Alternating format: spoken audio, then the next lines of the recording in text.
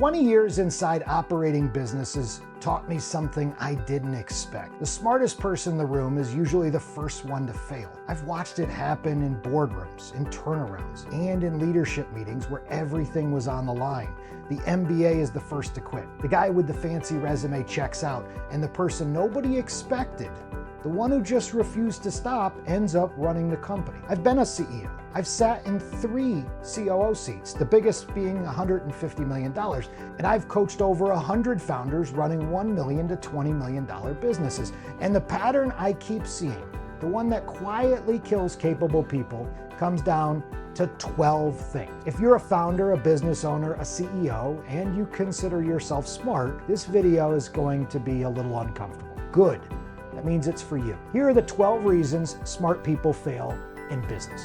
Number 1, they lost the beginner's mindset. Arnold Schwarzenegger finished his second term as the governor of California. Scandal behind him. Career to rebuild. Someone asked him what he wanted to do next. He said he wanted to go back to Hollywood. Start over. Earn everyone's respect again. Here's a man who won Mr. Olympia 7 times, became one of the biggest action stars in the world, got elected governor of a liberal state as a Republican, and his answer was, I have to start as a beginner. That's why he kept winning. The moment you decide you already know enough, that's the moment you start losing. Socrates said the only thing he knew was that he knew nothing. If that was good enough for him, it's good enough for you. The second you stop learning, I don't care how big your title is, you're done. Number 2, too conservative. Business gets ugly. There are moments where you have to do things that aren't in any playbook. Things you can't find in a book or a YouTube video or a framework someone sold you for $1,000. Smart people follow rules. Not laws, but rules. And their rule following gets them killed in a world that doesn't care about rules. Sometimes you have to move fast in a direction nobody around you would sign off on. The business doesn't wait for consensus. Number 3, overpromise and underdeliver. I coach founders who do this constantly. They're sharp, they know a lot, so they commit to a lot, and then they don't follow through. And every time it happens, a little bit of trust walks out the door with them. I run leadership meetings every week with the founders I work with. One of the first things I install is a simple rule. Don't say it in this room unless you're going to do it. Not because I'm running some kind of a tight ship, but because this team is watching and they remember every commitment you made and didn't keep. And if you make the promise, you better follow through every single time. That's not some kind of motivational thing. That's how a room stays together when things get hard. Number 4, they treat businesses like a spreadsheet. Facts matter. Numbers matter. I review P&Ls every week with the founders that I work with, but I've been in rooms where the numbers were terrible. 6 months of decline, people gone, morale bleeding out, and the smartest person in the room looked at the data and made the rational call. They quit. The people who stayed weren't less intelligent, they just understood something the spreadsheet couldn't tell them. This business is worth fighting for. And right now, the room needs someone to say that out loud. It's not comfortable. If you can only lead when the numbers are good, you'll lose the room the moment things get hard, and things always get hard. Number 5, the me mentality. Smart people build resumes. That's what school trains them to do. Get the right job, add the credential, move up, build the brand called yourself. That doesn't work in business all the time, not at scale. The best question I ask anyone who works with me, what do you want? Not what job title, what do you actually want your life to look like? And then I try to build something that gets them there. That's how you build a company. You stop trying to be the king and start making kings. The founders and CEOs who last aren't the ones who collect credit. They're the ones who figure out how to make the people around them dangerous. Number 6, entitlement around credit and blame. I worked with someone once who was genuinely talented, but she took credit for everything and deflected blame for everything. Quietly, the people around her noticed, and quietly, it poisoned the room. Here's the only version that works. Credit goes out, blame comes in. Every time, no exceptions.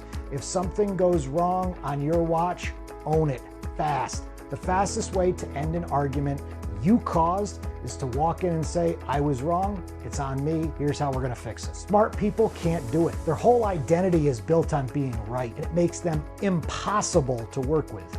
Real quick, if you want my help putting any of this to work inside your business, the free training is in the link in the description. Number 7, they can't sell a vision. Logic doesn't move people, vision moves people. You can have the right analysis, the right strategy, and the right data. If you can't stand in front of your team and make them feel where this thing is going, you'll lose them, especially when it's hard. Smart people are great at explaining what it is, but the best operators can make people see what's coming. That's a different type of skill. Learn it. Number 8, they try to outsmart hard work. There's a debate about working hard versus working smart, and I think it's bullshit. I've never met one successful person who didn't have a period of their life where they worked brutally hard. Not one. Hard work is the entry requirement. It's the cost of admission. Once you're in, yeah, figure it out, work smarter. But if you think your intelligence is a shortcut around the hard work, you're gonna get found out. Maybe not this year, but eventually. Steph Curry didn't become the greatest shooter alive because he found a productivity hack. He became that through years of obsessive repetition. Business works the same way. Number 9, no high road. Not every argument is worth winning. I've been in negotiations where I had to sit on something that genuinely got under my skin.